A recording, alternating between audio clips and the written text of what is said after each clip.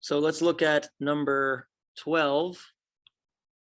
And if you haven't read number 12, then I'm going to ask that you go ahead and read it real quick.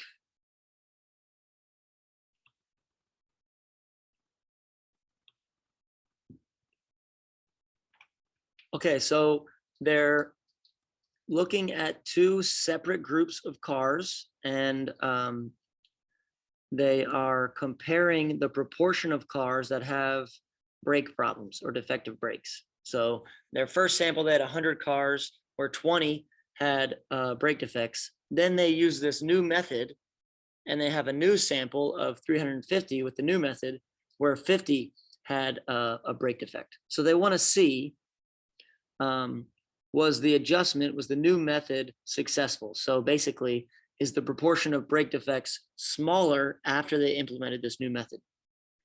So here we're comparing proportions. The proportion of brake defects from the first method with the proportion of brake defects on the second method.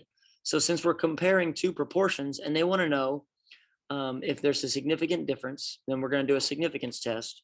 And since it's about proportions, that means it's a Z, and it's two different groups. So it's a two sample Z test about proportions. So let's take a look at the calculator and see what they called there.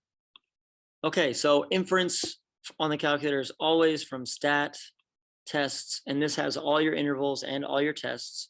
So we said this was a two sample Z test about proportions. On your calculator, it calls it, like you can see here, a two prop, that's for proportion, Z test. We're not doing the test, we want to do the interval. So find the two proportion. Oh no, I'm sorry, we are doing the test. If we wanted to do the interval is down further, two proportion Z interval. All right, but we're doing a test this time. So this is a two proportion Z test. And then it's going to ask me for my two samples. X1 is the number of successes in the first sample, which was 20 out of the 100 from the first method. Second sample, they made the adjustment, and there were still 50 that had brake defects, and the sample size was 350. So for my hypothesis, they want to build evidence to show that the second method had a smaller proportion of defective brakes. So that's what we want our alternative to show. So we want the second proportion, because that is after the adjustment was made. We want that to be smaller than the first. Then we'll go to calculate. And this will give me my test statistic is a Z of 1.39 and my p-value of 0.0822. Now it's given me some other information here. This p-hat1 is the sample from the first proportion. Remember, 20 out of 100, that's 20%. p-hat2 is the sample proportion from the second sample. So that was the 50 out of 350. Now, since this is a two sample Z test about proportions, this is the only time where we have to use the pooled proportion.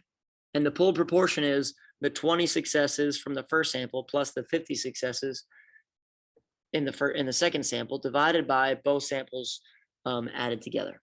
So you're basically combining both samples, and that's your pooled proportion.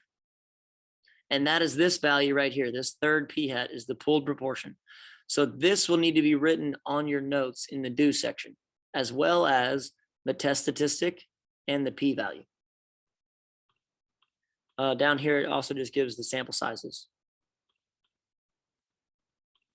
From here, if we had an alpha level of 0.05, our p-value is larger than the alpha level, which means we would fail to reject. So we have to apply the context for this. If we're failing to reject, then that means we don't have enough evidence to say that the new adjustment lowered the proportion of brake defects. So again, on your sheet, you'll need to list your test statistic, the p-value, and your pooled proportion for the two proportion Z test.